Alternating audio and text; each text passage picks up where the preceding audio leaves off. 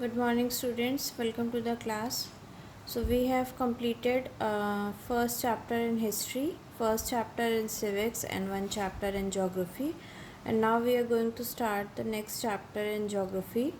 That is chapter second, land, soil, and water resources. Land is the most important resources among all natural resources. It serves as a source for all other resources such as mineral forests, the life forms above, below the surface, plants and animals, different type of soil, water surface, human settlements and population. Let us understand the land is an important resource such as soil and water and their uses in more detail.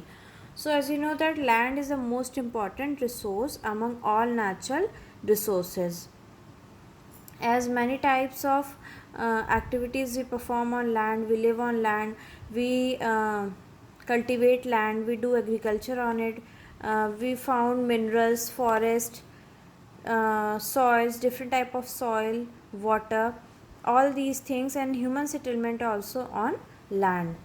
So land is the most important resources among all natural resources. Land resources. Land is the most basic resource because we live on it. Land is the most basic resource that because we live on it. Land supports forests and pastures and provide the base for agriculture and other human activities. You might know that land mass is only about 29% of the earth's surface. All of this land is not equally suitable for human habitation or economic activities. Area having moderate climate, level land and fertile soil have more people. These areas are ideal for human habitation. As they support a variety of economic activities, it is estimated that about 90% of the world's people inhabited only about 10% of the world's land. So land is very basic resource for us as we live on earth. We forest lands cover the land area. There is a pastures, forest and agriculture. All these needs are all these things need their base, and the base is land. So all the human activities and other things which is required or which is essential for us is situated or attached to land. Although all of this land is not equally suitable for human habitation. जितनी भी land, different types of land which are available on earth are not suitable for human settlements.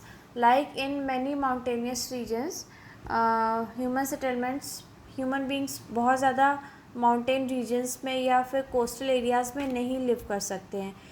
So जितने भी different types of land are which are available on the earth is not suitable for men. Depending on the characteristics of land available for human use and the needs of the people, every country develops its own pattern of use. In other words, different proportion of available land are set aside for different purposes such as crop cultivation, grazing, forestry, housing, etc. So every country has their own type of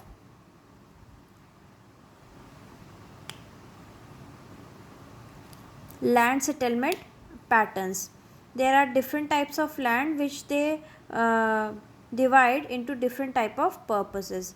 Like some lands are used for crop cultivation, some are used for grazing, some are used for forestry, and some are used for housing and human settlement.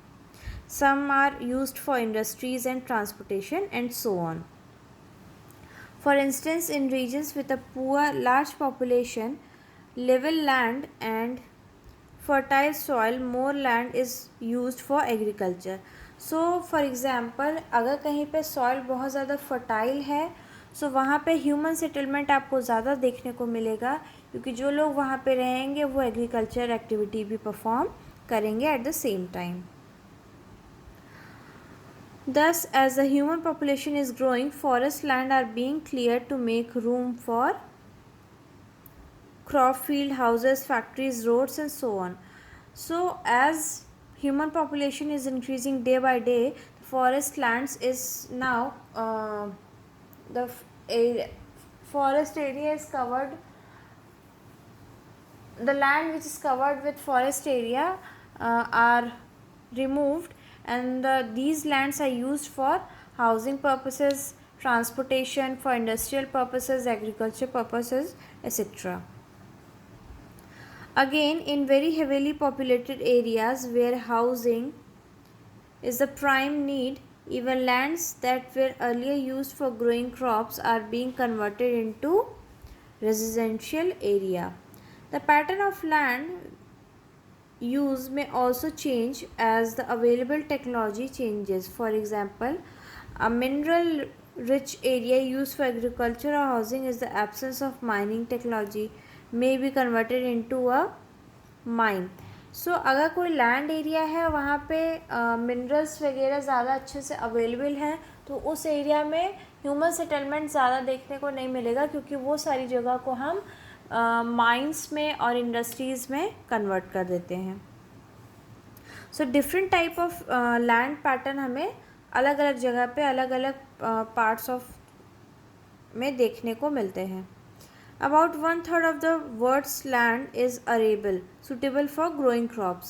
Less than 1/3 is under forest. About 1/4 comprises pastures, and the rest is either used for the purpose or it is underproductive. So, this is a distribution of land under which you can see that how much land is given to for the suitable purpose.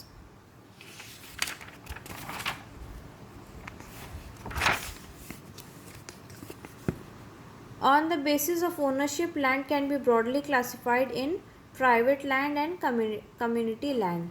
Private land is owned and used by a person or a group. So, in private land is owned and used by a person or a group of persons. Private land आपकी एक personal कोई जगह है जिसको आप कोई एक single person या फिर कुछ लोगों का ग्रुप यूज़ कर सकता है. Community land is owned and used by the whole community. Community land is also called common property resources. And community land क्या होती है? जिसको owned और use पूरी community कर सकती है और इसको common property resource भी बोलते हैं. Includes forest, pastures, park, road, etc. और community land के अंडर में कौन सी चीज़ें आ जाएंगी? Park, pastures, roads, etc. Now the next topic is soil resources, and we will start this topic in our next class.